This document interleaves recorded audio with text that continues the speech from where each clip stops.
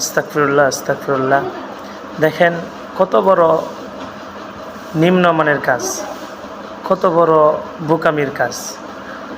এই যে লোকটা তিনি মাজার পূজারী, তিনি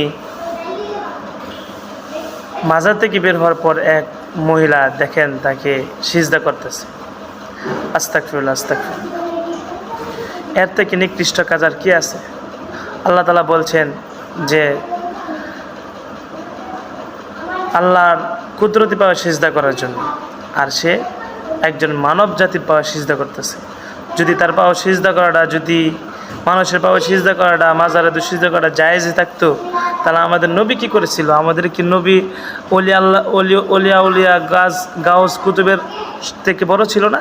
তো নবীর পাওয়া সিজদা করা জায়েজ ছিল না কেন? হ্যাঁ, আপনার এই উত্তরটা দিয়ে যাবেন কমেন্ট বক্সে। কেন ছিল না? আর আজকে তারা বন্ডামির শেষ নাই। দেখেন দেখেন কি করছে।